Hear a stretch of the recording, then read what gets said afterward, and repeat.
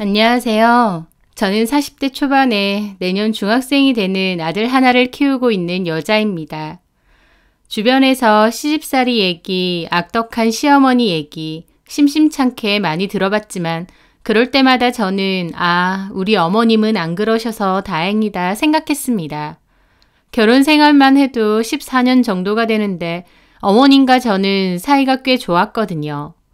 시자 들어가는 게 싫어서 시금치도 안 먹는다는 귀여운 여자분들도 많지만 저는 아니었습니다. 어머님이 저에게 고생 많다, 고맙다 라는 말을 자주 하셨고 저 역시도 어머님의 배려와 마음에 늘 감사함을 느끼고 살았어요. 사실 앞으로도 얼마든지 그렇게 살 수 있었습니다. 어머님의 그 얄팍한 욕심만 아니었다면 말이죠. 그것만 아니었다면 15년 가까이 잘 지내왔고 앞으로도 그렇게 지낼 수 있다고 생각했습니다. 아니, 오히려 어머님은 점점 더 나이 드실 테니 제가 더 신경 쓰고 잘하려고 노력했겠죠. 그런데 어머님의 진심이라 생각했던 그 마음이 사실은 손바닥 뒤집듯 너무나도 쉽게 바뀔 수 있었던 거였더라고요. 다른 것도 아니고 돈 몇 푼으로요. 그 사실이 저에게는 얼마나 가슴 아팠는지 모릅니다. 저희 어머님은 아버님을 먼저 떠나보내고 홀로 두 형제를 키우신 분이에요. 아버님이 남겨둔 재산이 많지는 않아서 어머님이 틈틈이 일하면서 돈을 벌어 아이들을 키우셨다고 했습니다. 어머님은 그때 돈 때문에 스트레스도 많이 받고 좀 아등바등 하셨다는데 그게 지금 돌이켜 생각해도 참 힘들었다 싶으시대요. 저희 남편과 저는 같은 회사에서 만났습니다. 좀 작은 규모의 회사였는데 함께 일하면서 친하게 지내다가 연인으로까지 발전을 하게 되었죠.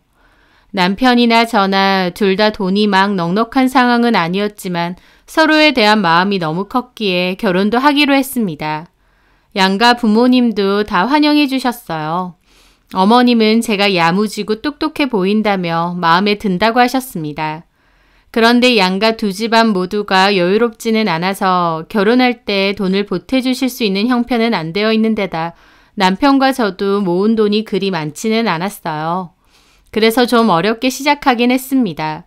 그래도 둘 다 성실하게 사니까 우린 얼마든지 잘 살 수 있다고 생각했죠. 결혼하고 바로 아이를 가졌는데 막달까지도 회사를 다녔고 아이 낳고도 100일까지만 쉬고 바로 다시 출근을 했습니다. 그런 저를 어머님은 안쓰러워하셨어요. 돈 벌려고 아등바등 사는 제 모습이 꼭 예전의 당신 모습을 보는 것 같다고 하셨습니다. 그런데 사람 마음이라는 게 누가 저 힘들고 고생하는 거 알아만 줘도 훨씬 기운나고 괜찮아지잖아요.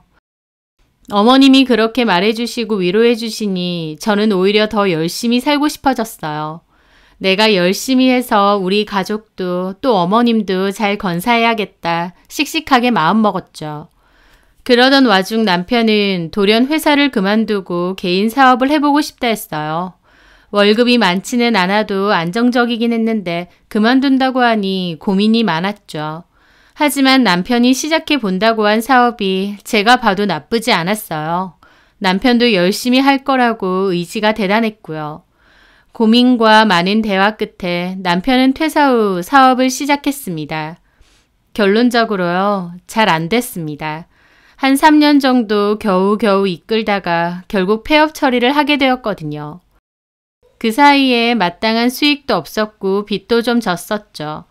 남편은 그 일로 저한테 정말 죄인처럼 미안해했지만 저는 괜찮았습니다. 남편 혼자 독단적으로 결정한 것도 아니고 저도 충분히 가능성 있다고 생각해서 하라고 한 거니까요. 그래서 남편에게 그랬죠. 괜찮다고. 우리 아직 젊고 돈이야 또 벌면 된다고. 이런 걸로 우리 부부 사이가 틀어지진 말자고요. 진짜 중요한 건 우리가 서로 의지해가면서 씩씩하게 살면 되는 거라고요. 남편은 나중에 말하던데 그때 제가 그렇게 말해준 게 평생 안 잊혀질 것 같답니다. 직장 그만두고 갑자기 사업한다고 나서고 그 바람에 빚까지 졌는데 오히려 괜찮다고 위로해주는 절 보고 내가 죽을 때까지 이 사람 손은 놓지 말자. 어떤 일이 있어도 무조건 이 사람 편이 되어주자 다짐했대요. 하여튼 남편의 사업은 잘 안 되었는데 전화위복이라는 말이 있죠. 그 후 오히려 좋은 기회가 생겼습니다. 사업 실패 후 남편은 반년 정도 쉬면서 재취업 준비를 했어요. 필요한 자격증과 영어 공부도 열심히 했죠. 그러다가 꽤 이름 있는 대기업 경력직 채용 소식을 들었습니다. 남편이나 저나 안 될 거라 생각하고 일단 준비해봤는데 그 회사에 입사하게 되었습니다. 그 전에서와 비슷한 조건으로만 들어가도 감지덕지한 상황인데 오히려 훨씬 많은 연봉의 큰 기업으로 가게 되니 이게 얼마나 기쁜 일인가요? 합격을 확인한 날 남편과 저는 얼싸안고 좋아했고 어머님 역시 너무 기뻐하셨습니다. 정말 잘됐다. 이제 와서 말인데 솔직히 우리 명진이 수준에 예전 회사는 너무 딸렸어. 얘가 공부도 잘했고 학교도 나름 괜찮은데 왜 그렇게 낮은 수준의 회사를 다니나 그랬거든. 이제 딱 우리 명진이 수준에 맞는 곳을 들어간 거야. 저는 그때까지도 어머님이 말하시는 그 낮은 수준의 회사에 근무 중이었기에 조금 겸연쩍은 건 있었습니다. 하지만 어쨌든 남편이 좋은 회사에 들어간 건 저한테도 잘된 일이었기에 기뻤죠. 그렇게 남편은 그 회사에 잘 다니게 되었습니다. 그러던 와중 제가 회사 업무가 너무 과중해서 과로로 쓰러지는 일이 생겼어요. 저희 회사가 경영 상황이 갈수록 열악해지면서 인원 감축을 했는데요. 그 바람에 저는 원래 일보다 2~3배의 일을 해야 했거든요. 게다가 퇴근하면 집안일과 애 돌보고 모자란 일은 집에 들고 와서 밤 늦게 주말까지 했습니다. 그러다 보니 힘들어서 살도 너무 많이 빠지고 잠이 부족해 과로로 쓰러지기까지 한 거였죠. 남편은 그 일로 식겁하면서 저보고 회사를 그만뒀으면 좋겠다고 했습니다. 여태까지 열심히 일해왔다고. 그러니까 저보고는 이제 좀 쉬면서 애랑도 시간 많이 보냈으면 좋겠다고요.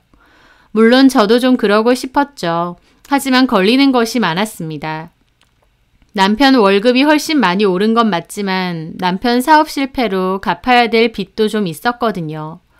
저희 살고 있는 아파트 대출에 남편 사업 실패로 생긴 빚까지 갚아야 되니까 남편 월급 상당수는 빚 갚는 데 쓰인다고 해도 과언이 아니었어요.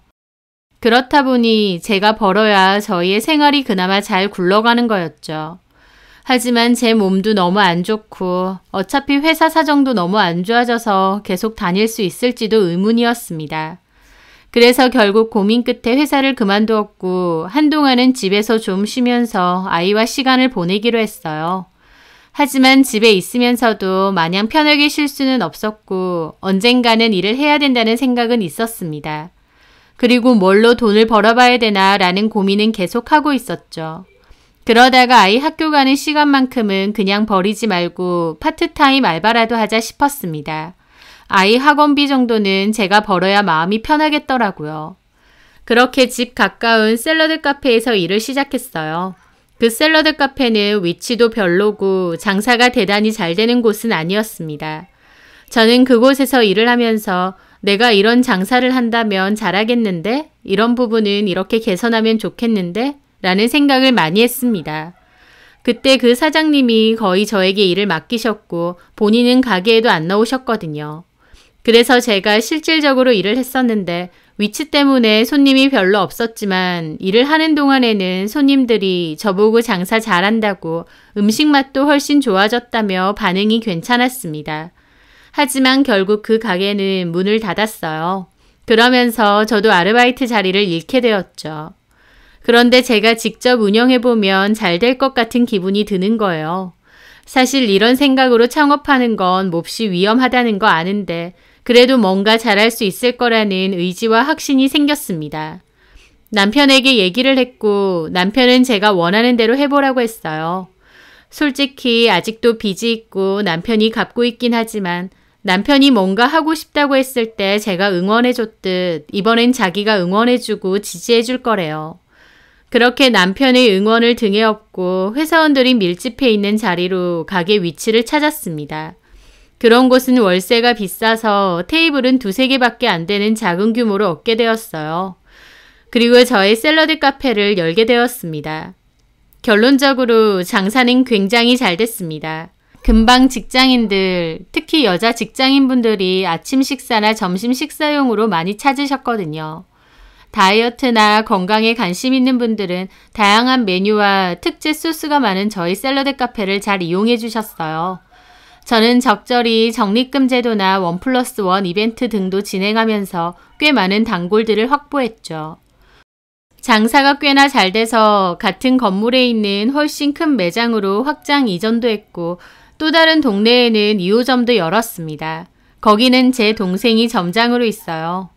저희 가게가 장사가 너무 잘 되니까 앞쪽에 새로운 가게들도 생겼지만 그래도 결국 저희 가게가 제일 손님이 많고 잘 됐습니다. 그걸로 저는 꽤 많은 돈을 벌었고 지금도 활발하게 성업 중입니다. 남편도 너무 좋아했고 제 성공을 박수쳐 주었습니다. 그런데 한 가지, 저는 이 일들을 저희 어머님에게는 말하지 않았어요. 저희 어머님은 제가 샐러드 카페에서 알바를 한다, 여기까지만 알고 계시거든요. 왜 말씀을 안 드렸냐면 일단 어머님은 저희 남편의 사업 실패 이후 사업의 사자도 싫어하세요. 크든 작든 월급 받고 살아야지 괜히 사업이고 뭐고 일 벌리면 안 된다고 누누이 얘기하셨죠. 그렇기에 제가 그런 어머님 앞에 두고 제 사업을 하겠다라는 말을 절대 할 수가 없었습니다. 그래서 좀 성공하고 나서 말씀드리겠다 했는데 그 뒤로도 타이밍을 놓친 것도 있어요. 이제는 말씀드려야지 아니면 가게에 한번 모시고 갈까 싶은 적도 여러 번 있었는데 여태껏 거짓말 아닌 거짓말을 했다는 게 마음에 걸려서 결국 또 차일피일 미루게 되었죠. 그래서 어머님은 제가 아직까지도 예전 샐러드 카페에서 파트타임으로 일을 하는 줄 아셨던 거예요. 하지만 제가 돈을 버는 단위가 달라진 후부터는 어머님에게도 틈틈이 선물이나 용돈도 자주 드렸습니다. 어머님이 먼 돈으로 이런 걸 해주냐 하시면 제 가게가 잘 된다고 말할 순 없으니까 민준아범이 돈 잘 벌잖아요. 월급 많이 받아요 하고 말았죠. 제가 늘 그렇게 말하니 어머님도 저희 남편이 버는 돈이 엄청 크다고 생각하시더라고요.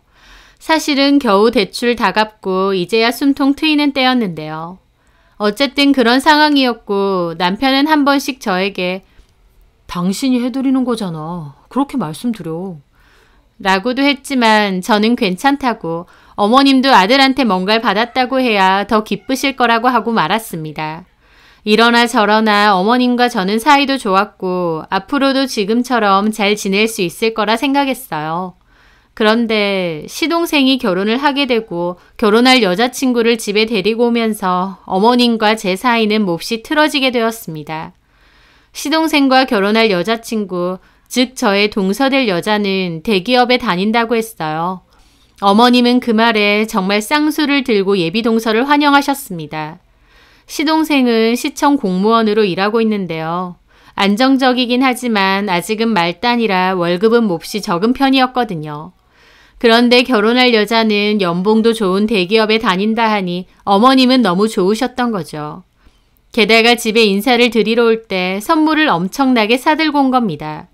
어머님에게 드릴 화장품 풀세트에 명품 스카프, 스왈로브스키 브로치도 들고 왔고 거기에 과일 바구니와 한우 세트까지요. 시동생과 예비동서 둘 다 두 손 가득하게 선물을 들고 왔으니까요. 정성 가득하게 선물을 하려는 마음은 예쁘지만 처음 인사하러 온 건데 좀 과한 건 아닌가 싶기도 했습니다. 하지만 저희 어머님은 입이 귀에 걸리셔서 그렇게 좋아하실 수가 없더라고요. 세상에 무슨 도깨비 방망이도 아니고 뭔 선물을 이렇게 많이 들고 와. 어머님한테 잘 보이려고요. 어머님한테 잘 어울리실 것들로 사왔습니다. 세상에 대기업 다니는 애라 그런지 다르긴 다르네. 통도 크고. 아휴, 물건 고르는 안목도 너무 좋다. 마음에 드세요? 마음에 들다마다. 어떠니? 잘 어울리니?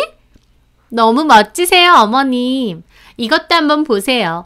저희 회사 계열사에서 나오는 화장품인데요. 이게 주름 개선에 기가 막히대요. 물론 어머님은 주름이 없으셔서 쓸 필요가 없으시겠지만.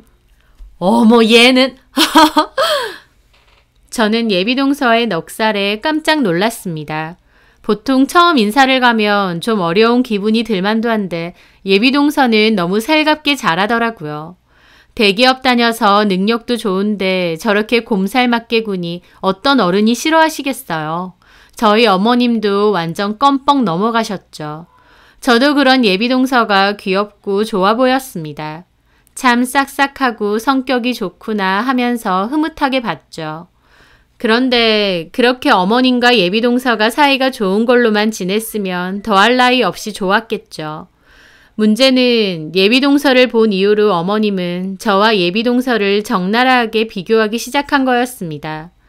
그전에는 저에게 고맙다, 네가 고생한다, 너를 보면 나를 보는 것 같아서 짠하다 그런 말씀을 주로 많이 하셨어요. 그리고 정말로 저를 신경 써 주시는 것도 느껴졌고요. 그런데 예비동서 다녀간 이후로는 대기업 다니는 애라 다르다. 나는 그런 선물들은 처음 받아본다. 너는 그런 거 나한테 안 해주지 않느냐. 이제야 며느리 본 것 같다 하시는 겁니다. 저도 좀 억울했죠. 제가 왜 안 해드렸나요? 틈틈이 어머님 선물도 해드리고 용돈도 드렸는데요. 그런데 어머님은 그런 것들을 제가 아닌 당신 아들에게서 받으셨다 생각하시기에 저한테는 뭔가 받은 게 없다고 생각하시는 것 같았습니다. 그리고 그런 생각들과 행동은 시간이 갈수록 점차 노골적으로 변해갔어요.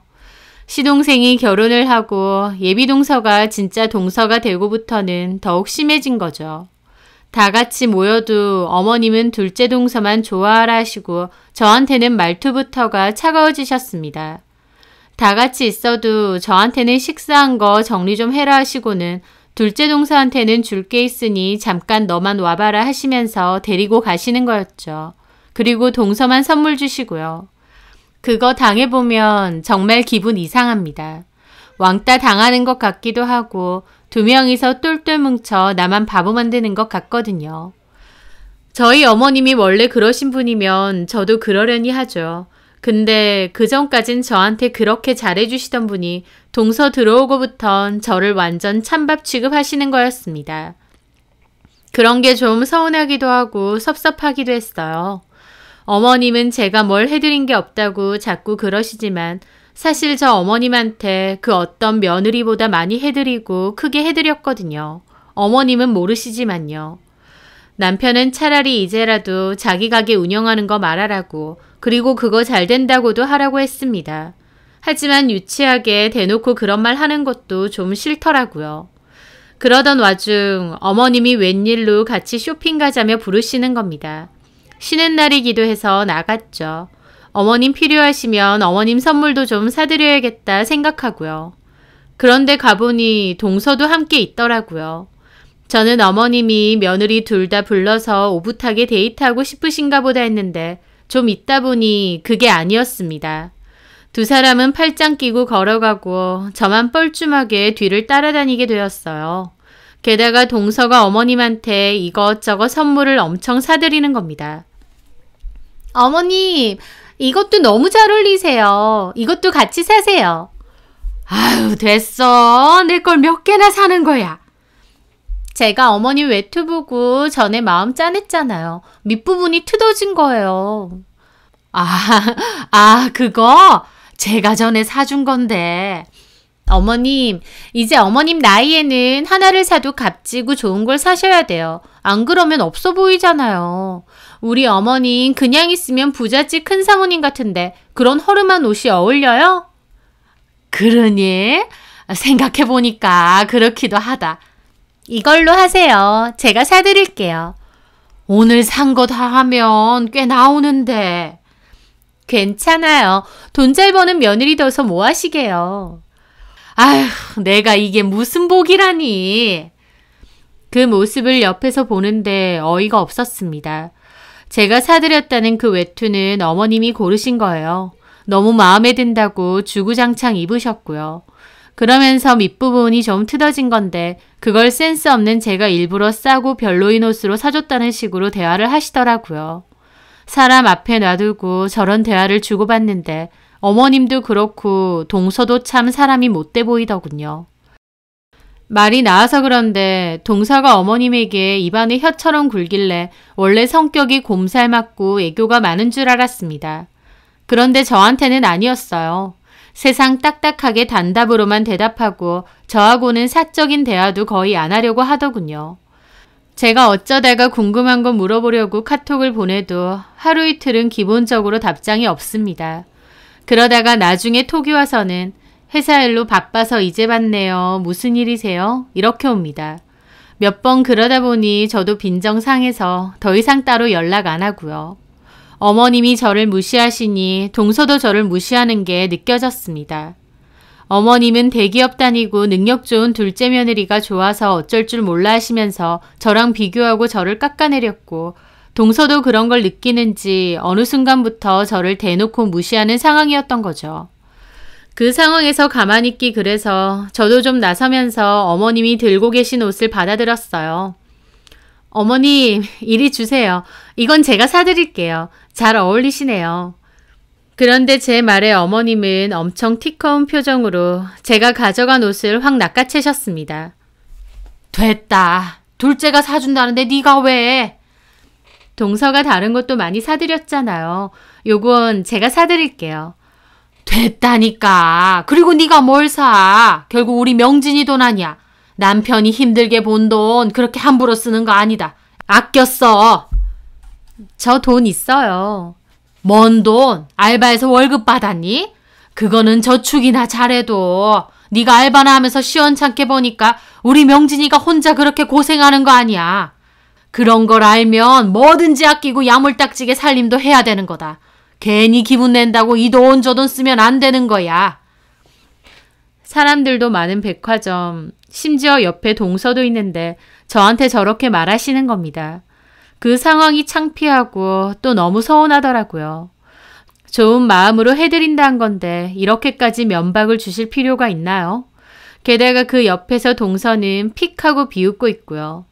마음 같아선 어머님 맘대로 하시라. 이럴 거면 나는 왜 불렀느냐 하고 그냥 뛰쳐나오고 싶었습니다. 하지만 그때는 일단 그냥 참았어요. 나중에 조용히 말씀드리자 생각하면서요. 그렇게 어머님은 동서에게 선물을 잔뜩 받으셨는데요. 갑자기 어머님이 그 종이 가방들을 저한테 와르르 맡기시더라고요. 이거 네가 좀 들어. 제가 황당해서 동서를 바라보니까 동서도 어머님을 힐끗 보더니 아니에요. 제가 들면 돼요, 어머님. 하는 겁니다. 그런데 어머님이 아니야. 얘가 들면 돼. 내가 받기만 하는 게 미안해서 저쪽 여성복 코너 가서 네 옷 하나 사줄 거거든. 가서 입어봐야 되는데 짐 들고 있으면 쇼핑을 어떻게 하니? 첫째야, 네가 좀 들고 따라와라. 그러면서 저한테 다시 척 맡기시고는 동서와 먼저 가버리시더라고요. 아, 나 짐꾼 시키려고 오라고 하셨구나 싶은 겁니다. 진짜 그때의 기분은 말도 못하겠더라고요. 게다가 옷을 사주실 거면 며느리 둘 다 사주시던지 저는 빼고 동서에게만 사주시더라고요. 제가 굳은 표정으로 서 있으니까 마지못해 저한테도 너도 하나 골라보던지 하시는데 흔쾌히 사주신다는 것도 아니고 마지못해 그러시는 게 느껴졌습니다. 그래서 됐다고 했어요. 어머님이나 동서 둘 다 저를 무슨 투명인간 취급하며 희희낙낙 쇼핑을 즐겼죠. 저는 그 자리선 일단 아무 소리 안 하고 집에 돌아와서 어머님께 전화를 걸었습니다. 그리고 기분 상했던 거 솔직하게 말씀드렸어요. 어머님, 솔직히 오늘 저한테 그렇게 하신 거 너무 섭섭했습니다. 저도 좋은 마음으로 어머님 옷 사드리려고 한 건데 네 돈도 아니지 않느냐 그러시고 동서 앞에서 면박 주시고 게다가 종이 가방은 몽땅 저한테 들으라고 하시고요. 오늘 일뿐만 아니라 동서 저희 집에 들어오고부턴 사사건건 동서랑 저 비교하면서 저 깎아내리시잖아요. 저도 다 느껴집니다. 어머님이랑 저랑 가족으로 지낸 지도 15년 세월이에요. 근데 요즘 저한테 좀 너무하신 것 같아요. 저는 솔직히 제가 이렇게 말씀드리면 어머님도 조금은 미안해 하실 줄 알았습니다. 그런데 저희 어머님은 얘, 너 웃긴다. 내가 언제 너를 그렇게 깎아내렸다고 사람을 이상한 시어머니로 만들어? 너 말 잘했다. 너는 이미 며느리로 들어온 지 꽤 됐고 걔는 이제 막 우리 식구 된 애잖아. 그렇다 보니 내가 마음 쓰여서 잘해주는 거고 그걸 그렇게 받아들여? 형님이라는 사람이 시어머니가 손아래 똥서 좀 챙겨준다고 바로 시어머니한테 전화해서 따지고 든다고? 너 이건 어디서 배워먹은 버르장머리야? 그리고 내가 없는 말 한 적이 있어? 다 있는 얘기한 건데 네가 오히려 네 동서한테 질투 느끼고 고깝게 받아들인 거 아니냐고. 네? 제가 동서한테 질투를 한다고요? 그래. 너보다 어리고 대기업 다녀서 능력 좋고 성격 싹싹하고 물론 너보다 훨씬 잘나고 돈도 잘 버는 애니까 네가 자격지심 느낄 수 있어. 근데 그걸 이렇게 시어머니한테 따지는 건 아니지. 네 성격을 고쳐야 될 문제 아니야? 어머님, 그렇게 말씀하시면 안 되죠. 저 동서한테 질투 느낄 이유도 없고요. 똑같은 며느리인데 어머님이 이런 식으로 비교하시는 게 섭섭하다. 그 말씀을 드리는 겁니다. 똑같긴 뭐가 똑같아. 말이야 바른 말이지. 너랑 세연이는 천지 차이 아니야? 뭐가요? 너도 나한테 하고 싶은 말 다 하니까 나도 어디 한번 말해볼까?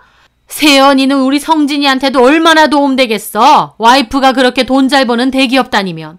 근데 너는 뭐야? 끽해야 달에 50이나 버니? 어디 구멍가게 같은 카페에서 시급받으면서 일하고 전부 우리 명진이 돈으로 생활하잖아. 어머님, 저 그전까진 쉬지도 못하고 일해온 거 모르세요? 민준이 임신했을 때도 막달까지 일하고 애 낳고도 3개월 딱 쉰 게 전부예요. 과거 이야기를 뭐 하러 해? 그리고 그때도 네가 뭐 잘 벌기나 했니? 지금보다는 낮은 수준이었을지 몰라도 어쨌든 내 입장에선 우리 아들한테 보탬이 되고 도움되는 며느리가 더 좋아 보이는 게 사실 아냐? 게다가 나한테도 얼마나 잘하니? 나도 사람이야. 선물 갖다 바치고 용돈 챙겨주고 말 한마디를 해도 그렇게 예쁘고 살갑게 하는데 당연히 둘째한테 더 정가고 예쁘지 않겠어? 정말 그렇게 생각하세요? 저는 어머님하고 제가 꽤나 정도 많고 좋은 고부 사이라고 생각했는데 어머님은 그저 선물 더 주고 용돈 더 주는 며느리가 최고다 이거죠? 말하는 꼴하지 마. 그래, 너 같으면 안 그러겠어? 용돈이고 선물이고 다 마음이 있어야 하는 거다. 그리고 본인 능력이 되니까 통도 크게 시어머니도 챙기고 그런 거고. 말이야 바른 말이지. 네가 못하는 맏며느리 노릇 걔가 다 하는 거 아니야. 오히려 고맙게는 생각 못할 망정. 어머님이 말하시는 맏며느리 노릇이 선물 드리고 용돈 드리고 그런 건가 보죠? 뭐가 어째? 네, 잘 알겠습니다. 제 딴에는 어머님 생각하고 잘하려고 했는데 쓸데없는 짓이었고 저 혼자만의 착각이었네요. 네가 뭘 그렇게 나한테 잘하고 잘 챙겼는데 명진이 돈으로 선물 몇 번 사준 걸로 생색내게? 그거 네 돈 아니라니까. 예, 그만하세요.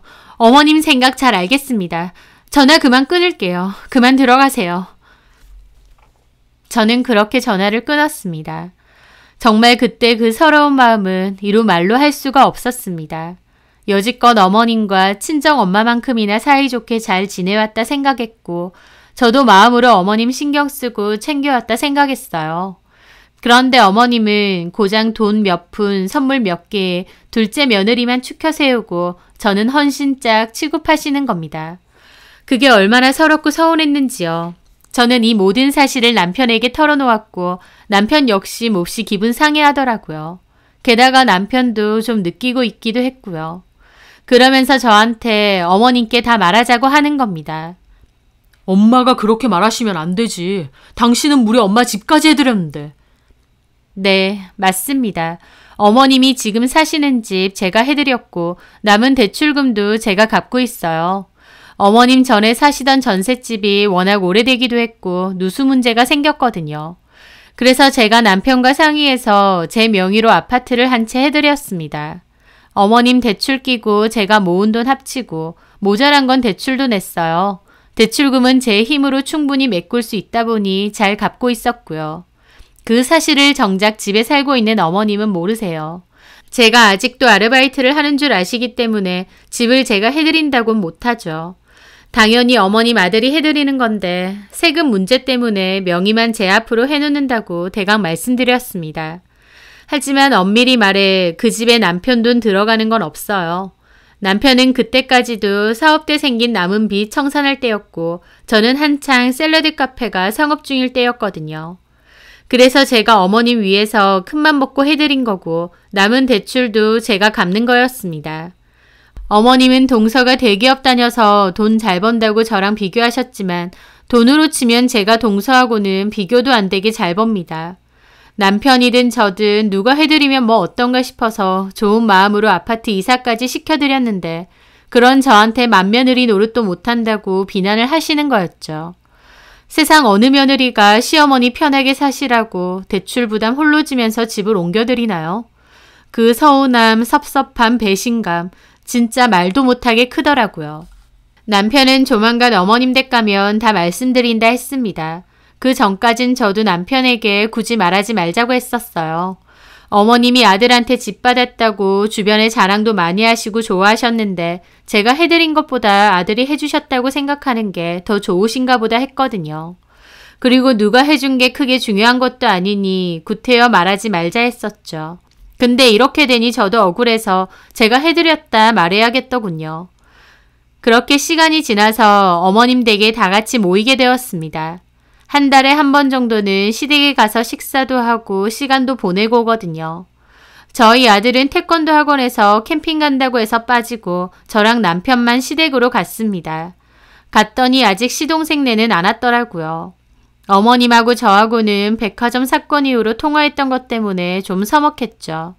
그래서 별로 대화도 안 하고 식사 준비하는데 어머님이 저한테 대뜸 윗사람이 돼서 마음 그렇게 쓰는 거 아니다 하시는 겁니다.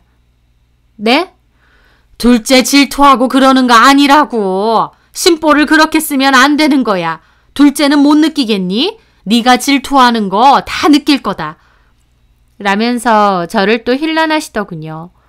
어머님, 왜 자꾸 저더러 동서를 질투한다고 하시는 거예요? 제가 왜 동서를 질투해요? 너랑 그때 통화한 거 내가 가만 생각해봤는데 결국 말해요는 둘째만 이뻐하지 말고 나도 이뻐해줘라 그거 아니야. 저 어머님한테 예쁨 안 받아도 됩니다. 그저 비교하고 깎아내리지만 말라 그 말씀이에요. 이것 봐라. 말하는 것도 참 정없게 군다. 내가 이러니까 네가 정이 안 가. 이제 와서요? 언제는 저만한 며느리 없다고 하셨잖아요. 열심히 사는 거 안쓰럽다고 하시고. 그런 줄 알았는데 이제 보니 아니야. 애초에 능력 없고 모자라니까 몸이 고생하는 거야. 그러니까 아등바등 그러고 살아도 결국 집불 돈도 없는 거고. 에휴, 차라리 애초에 좀 능력 있고 잘난 며느리를 얻는 건데 내가 뭐 때문에 너를 허락해줬는지 모르겠다. 볼 것도 하나 없는데 성질까지 안 좋아 지금 보니까. 어머님 진짜 저한테 이러실 거예요? 저 그렇게 싹싹하고 다정한 성격은 아닐지언정 어머님한테는 진심으로 대했습니다. 그리고 그간 누가 뭐래도 최선을 다해 살아왔고요. 어머님도 아시잖아요. 그러면 뭐 하냐고. 결국 지금 카페에서 알바나 하고 있지 않냐고. 여자라도 요즘은 본인 능력 있어야지 남자한테 그렇게 기대서 사는 거 아니다. 남편한테 도움은 못 될 망정. 정말 어처구니가 없었습니다. 저 열심히 산다고 하실 땐 언제고 이제는 제가 능력도 없어서 고생하는 거래요. 어머님에 대한 남은 정마저 떨어지는 순간이었죠. 그 순간 초인종 소리와 함께 시동생과 동서도 왔어요.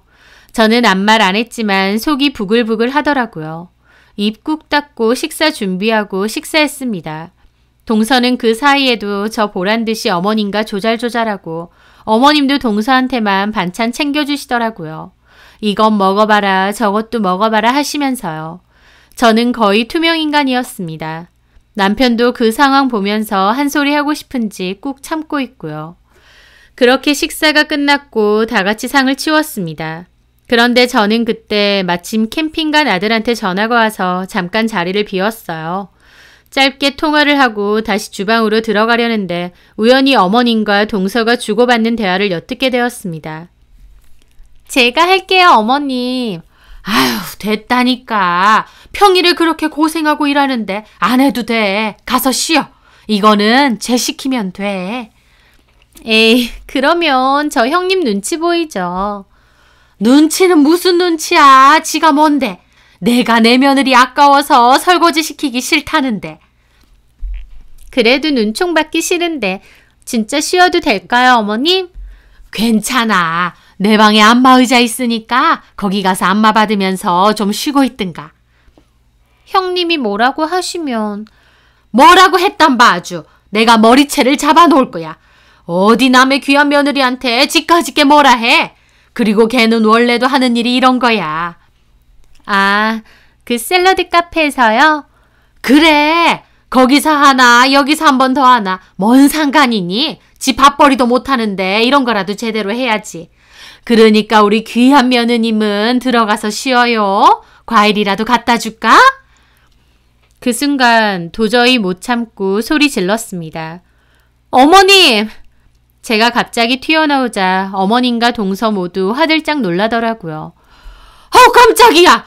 아까 나가더니 언제 들어온 거야? 무슨 쥐새끼 마냥 들어와? 진짜 너무하시네요. 저 없는 틈에 제 험담까지 하세요? 동서도 그러는 거 아니야. 제가 뭘 어쨌다고요? 야! 너 얘한테 왜 뭐라 그래? 내가 쉬라고 했는데. 똑같은 며느리인데 저는 일해야 되고 동서는 쉬어도 되는 거예요? 내 맘이야. 그렇게 큰 소리가 나니 밖에서 담배 피고 있던 남편과 시동생도 서둘러 들어오더라고요. 왜 그래? 쟤 왜 저러니 요즘? 지가 못나 빠진 걸 어디다 대고 시어머니 앞에서 큰 소리 내고. 참 못났다. 손아래 사람이고 너보다도 나이도 어려. 그런 애를 그렇게 질투하고 싶니? 그 말에 남편도 그러더라고요. 엄마, 진짜 왜 그러세요? 이 사람이 뭔 재수 씨한테 질투를 한다고요. 그리고 요즘 이 사람한테 왜 그러세요? 전엔 안 그러셨잖아요. 너도 쟤 역성 들지 마. 이 집에서 제일 능력 없고 돈 못 벌고 못난 게 쟤다. 네가 편들어주고 하니까 지 주제를 몰라. 말이야 바른 말이지. 너 내 아들이 이혼이라도 하자고 해봐라. 너 뭐 먹고 살래? 제가 이혼을 왜 해요? 저거 하는 짓을 봐라. 마음에 안 드는 짓만 골라서 하니까 그렇지. 저도 인내심의 한계가 오더라고요. 그래서 그랬습니다. 어머님 그토록 능력 좋아하고 돈 잘 버는 거 좋아하시는지 몰랐네요. 좋습니다. 앞으로는 능력 좋고 돈 잘 버는 동서만 며느리라고 생각하세요. 저는 이제 며느리 노릇 안 하렵니다. 네 마음대로 해. 나도 너 같은 며느리 필요 없어. 언제는 대단한 며느리 노릇이라도 했니? 남이 들으면 웃겠다. 뭐 생일 때 용돈 쥐어주는 거? 가끔 선물 주는 거? 내가 몇 번이나 말하지만 그거 결국 내 아들 주머니에서 나온 거 아니야. 생색은 왜 지가 내? 엄마, 아니야. 그거 다 저 사람 돈 맞아.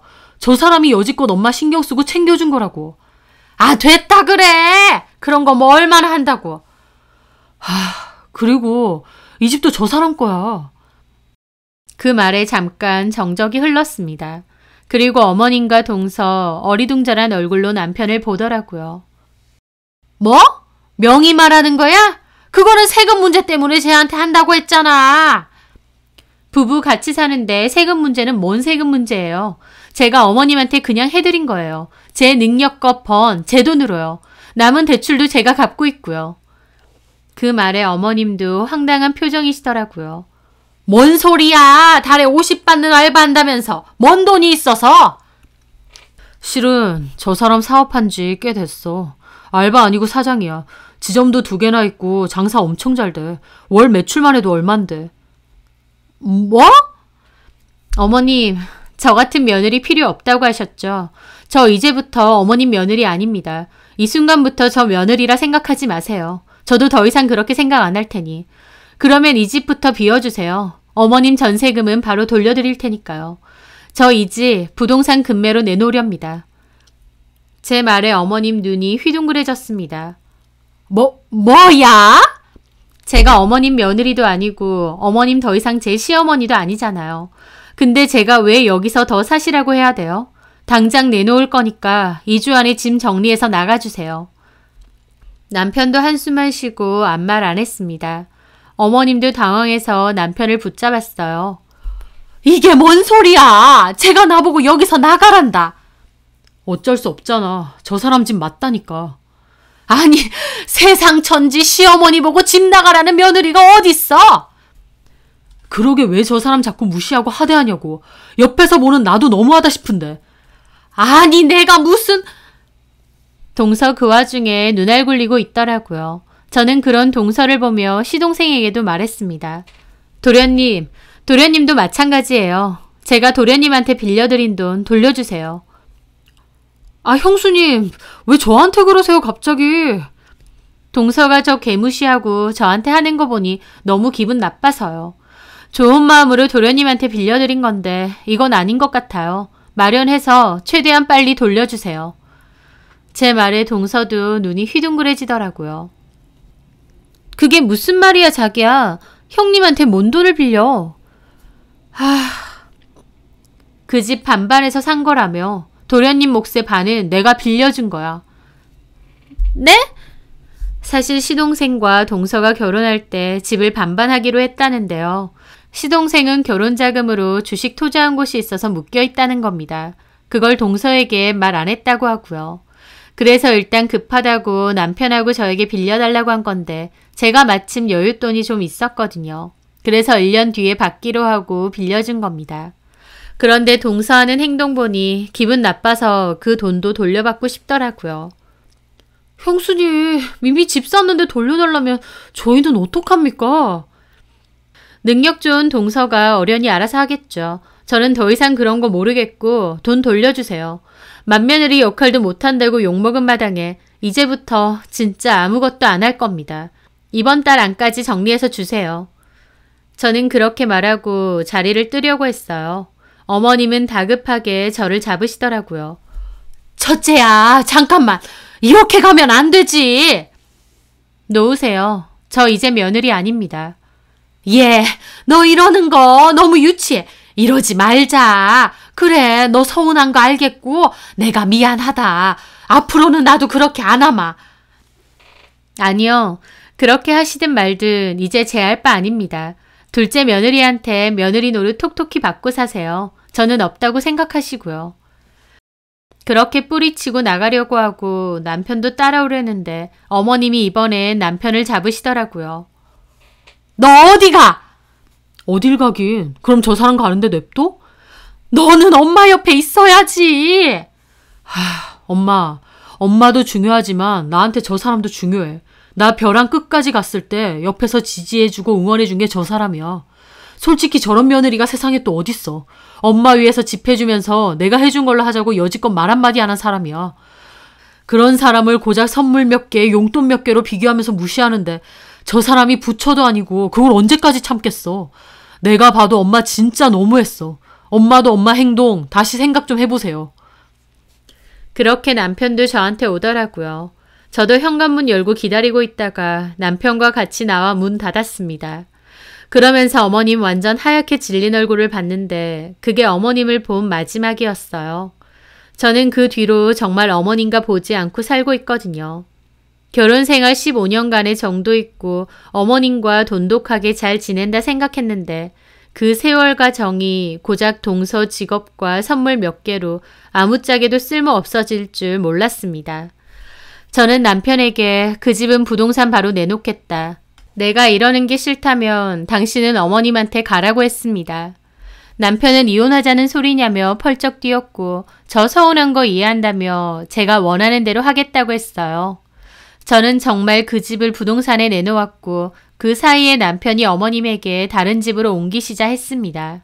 결국 어머님은 제가 돌려드린 전세금에 남편 돈 조금 합쳐서 작은 다세대 빌라로 거처를 옮기셨습니다. 그 후에 줄기차게 어머님이 저한테 연락하셨지만 받지 않았어요. 남편한테도 제 가게 어디 있느냐고 물어보시고 했다는데 저는 절대 알려드리지 말라고 했습니다. 그리고 남편에게 당신 어머님이니 당신이 챙기는 건 알아서 해라. 근데 나는 더 이상 그 어떤 것도 10원 한 장도 어머님께는 안 쓴다 했습니다. 남편도 알겠다고 하더라고요. 시동생에게도 나중에 돈 돌려받았습니다. 어떻게 받았냐고요? 시동생과 동서가 이혼소송에 들어갔거든요. 알고 보니 어머님이 예전에 저 몰래 당신이 사는 그 집 둘째 며느리에게 주겠다고 하셨답니다. 결혼한 지 뭐 얼마나 됐다고 그런 소리까지 하셨는지 모르겠는데 동서가 어머님 집 좋다고 하니까 장남 반 진단 반으로 나중에 나 죽으면 너네한테 물려줄 거라고 네가 가지라고 하셨대요. 동서도 그럼 나중에 적당한 때 자기한테 증여로 넘겨달라고 했답니다. 애초에 명의가 제 건데 동서 주고 말고 할 게 어딨다고 어머님도 그렇게 말하셨는지는 모르겠는데 아마 둘째 며느리가 좋아서 아무 말이나 하신 듯합니다. 동서는 진짜 어머님 소유의 집인 줄 알고 신나서 꼭 받겠다고 한 것 같고요. 근데 알고 보니 집도 제 거라고 하고 제가 돈 돌려달라고 한 것 때문에 도련님하고도 많이 싸웠대요. 네 돈이라고 해놓고 사실은 형수한테 빌린 거였냐고요. 게다가 제가 집을 금매로 내놨다 보니 계약하고 싶어하는 사람이 몰려서 어머님은 급하게 나가셔야 했는데요. 그 사이에 새로운 집을 알아봐야 돼서 그 텀에 동선의 집에서 좀 사셨대요. 그런데 그때 동서랑 어머님이랑 엄청 심하게 부딪혔다고 했습니다. 그전엔 세상 친모녀보다도 더 사이 좋은 고부 사이였는데 막상 같이 살아보니 그렇게 부딪히고 싸웠던 거죠. 동서 입장에선 딱히 어머님 소유의 재산도 없어 보이고 굳이 잘 보일 필요도 없어 보였는지 예전과 다르게 어머님께 함부로 하고 언제 나가실 거냐고 짜증도 엄청 부렸대요. 그 모습에 어머님도 동서한테 너 때문에 내가 큰 며느리랑 멀어진가라고 하면서 많이 싸우고 서로 탓하면서 싸운 거죠. 그러니까 도련님하고도 동서도 많이 싸웠대요. 동서는 도련님한테 왜 거짓말 했느냐 했고 도련님은 동서한테 왜 우리 엄마한테 함부로 하느냐 하면서요. 그 바람에 맨날 싸우다가 결국 이혼 얘기 나오고 갈라서네 만회하다가 동서는 집 나가서 친정으로 갔답니다. 그러면서 어차피 이혼할 거니 집 사려고 자기가 낸 돈은 반 돌려달라 했대요. 도련님도 결국 그 신혼집은 팔아서 동서목 돌려주고 제 목도 돌려줬습니다. 그리고 본인은 어머님 새로 얻은 집으로 들어가서 살기로 했다고요. 그 과정에서 어머님이나 도련님도 제가 너무 독하다고 너무한다고 했다는데 애초에 진짜 너무한 게 누군데요. 남편 말 맞다나 제가 부처인가요? 면전에 대고 능력도 없고 돈도 없는 주제에 맏며느리 역할 한 게 뭐 있느냐 욕먹었는데 제가 왜 앞으로도 편안하게 사시라고 내 돈 들여서 어머님 집 대출 갚고 있어야 되나요? 제가 바보도 아니고 호구도 아닌데요. 어머님에게 그렇게 해드린 건 그동안 가족으로 산 정, 그리고 제 마음을 잘 헤아려주고 따뜻하게 품어주신 거, 그거 하나 때문이었습니다. 최소한 어머님이 저에 대해 생각하시는 그 마음만큼은 진심이라 생각했어요. 그런데 그것도 고작 선물 몇 개로 변했죠. 저도 돈은 돌려받았지만 그만큼의 마음의 상처는 큽니다. 어머님은 그동안 제가 돈을 잘 못 번다 생각하고 맏며느리의 역할도 못한다 하셨지만 진짜 중요한 건 선물 몇 개나 용돈이 아니라고 생각해요. 제 진심, 마음, 걱정 그런 것까지 다 무시하셨기에 저도 더 이상의 도리는 할 생각이 없습니다. 어머님도 저한테만 너무한다 생각 마시고 진짜 중요하고 소중한 게 무엇인지 돌이켜 보셨으면 좋겠어요. 제 사연 들어주셔서 감사합니다.